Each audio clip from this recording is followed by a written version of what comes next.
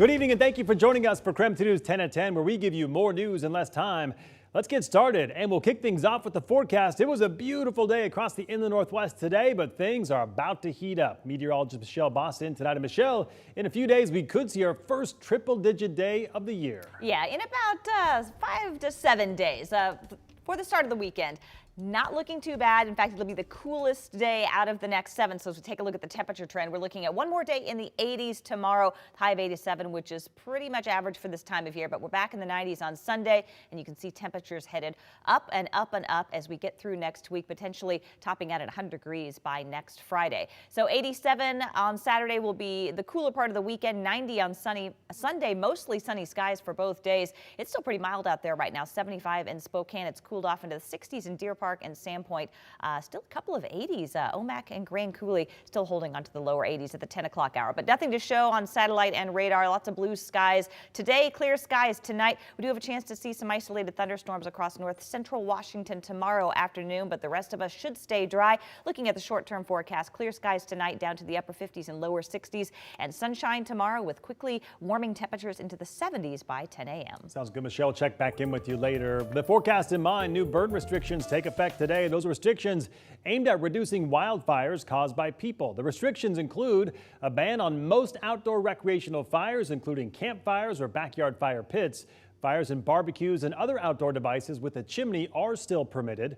Open burning of fields and yard waste also prohibited, and violators could face a misdemeanor charge. 2 fire pilots on board a helicopter that crashed yesterday afternoon in the Salmon River died today, and we now know that one of the pilots was a firefighter from Post Falls. Both pilots were helping fight the Moose Fire, according to the Lemhi County Sheriff, Steve Penner. The pilots were highly experienced and both veterans.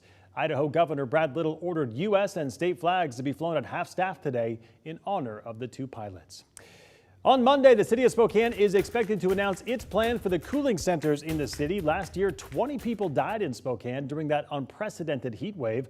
The city council then enacted new guidelines for cooling centers. Those centers are air-conditioned public spaces designed to protect vulnerable people during the extreme heat. Well, now city code requires cooling centers to be open when the temperatures is forecasted to be more than 95 degrees for 2 days in a row or more. On those days, the cooling centers will remain open as long as the temperature remains at or above 95 degrees. In the meantime, there is still a high demand for AC units across the state as those dangerous heat levels threaten parts of the state.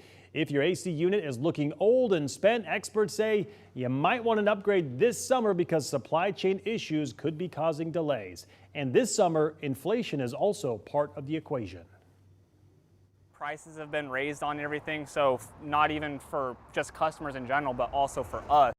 And new HVAC installation could range from $10,000 to $20,000 depending on your home's needs. So experts recommend to book now to reserve a spot because once it gets steamy, there might not be a slot available. And as hot temperatures stick around, we wanted to give you some tips on how to keep cooling costs down this summer. One way you can cut down on your cooling bill is by avoid placing lamps or TVs near your air conditioning thermostat. That'll sense the heat from the appliances and cause the AC to run longer than necessary. Turn off your ceiling fans when you leave the room. Those fans cool people, not rooms. You can also seal off doors and windows with caulking or weather stripping.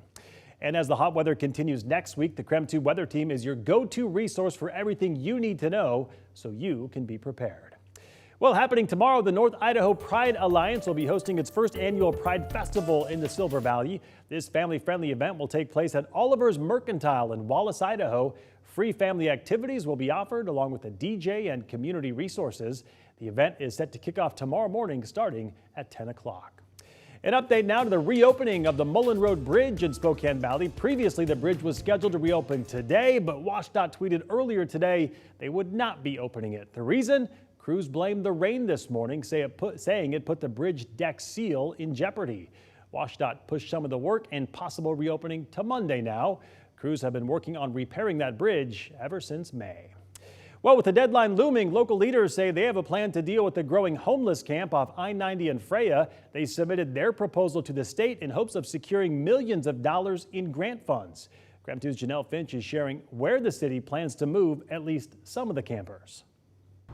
A space like the Quality Inn with the potential to provide private housing options is what people I spoke to say that they want out of a shelter. A stable living environment, a place to call their own, and a stepping stone to what's next. The proposal details how Spokane County leaders could use $24.3 million in state funding to house people at the homeless encampment off of I-90. Couples at the camp say they don't want to be at a shelter if they can't be together. We had to go somewhere that we could be together. You know, that's a big thing for us is we have to be together. So we thought Tent City is probably our best option. Spokane County leaders are proposing 62-person pods in the East Trench shelter. That would be in addition to 120 beds, which could house up to 240 people. It would mean a lot just to be able to get on our feet. Another option is for Catholic Charities to purchase the Quality Inn on Sunset Highway and turn it into a shelter. People say they would consider living in an apartment-style shelter over the state-owned land near I-90. Till you got direct bathroom, you can take a shower, you can take a bath, you got electricity, you got heat. You know what I'm saying? You just, out here is just like you camping, you out here, you surviving out here. Private shelter housing would give them a greater sense of ownership and security. Something that we could have as our own space, you know? Not somewhere that if we leave for a night or two, all of a sudden maybe our whole tent's gone or somebody else is living in there, you know, when we come back. Something that really could be ours, you know, a real home and a stable environment. The building could have space for 110 people within 90 days of funding. The hotel also has the potential to become permanent housing.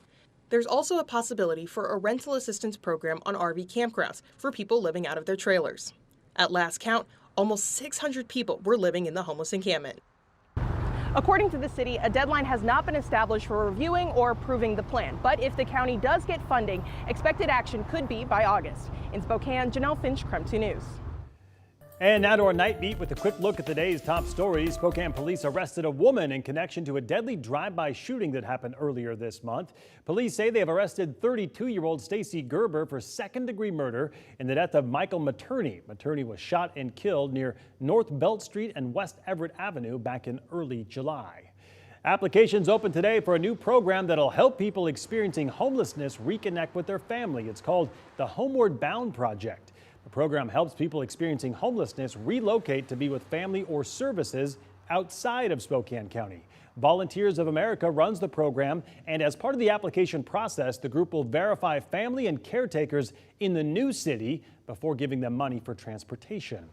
In other top stories tonight, the Spokane County Sheriff's Office recovered suspected fentanyl, methamphetamine, and stolen property today. Deputies served a search warrant and looked inside a home near East Kildea Drive and North Canal Road. 3 people were arrested and booked into the Spokane County Jail for several felony and misdemeanor charges. This is an active investigation, and we will update you with more details just as soon as we get them.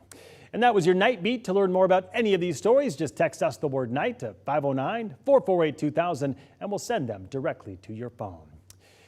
Now to some national news. A massive warehouse fire broke out in Suffolk, Virginia earlier this morning. When crews arrived, they found that other warehouses were catching fire and a 500-gallon propane tank exploded in the fire.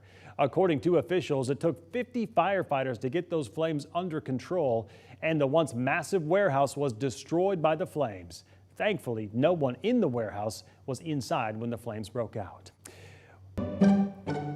Well, 3 women are running against incumbent Larry Haskell for Spokane County prosecutor, and we want to help you get to know them all. So KREM 2's Amanda Rowley met with each candidate over tea to learn where they stand on the important issues. So here is a preview of tonight's Tea with Amanda Rowley in her interview with candidate Stephanie Collins. Our office doesn't have the standing in the community that it used to have, especially within the legal system, and I think that's a tragedy. That's just a snippet of Amanda's conversation with Collins. This week, Amanda has the tea with the Spokane County prosecutor candidates. You can watch all those interviews right now on the KREM 2 YouTube page. And that was your KREM 2 News 10 at 10, where you get more news in less time. But don't go to bed just yet. When we come back, how volunteers are cleaning up Spokane, one brushstroke at a time.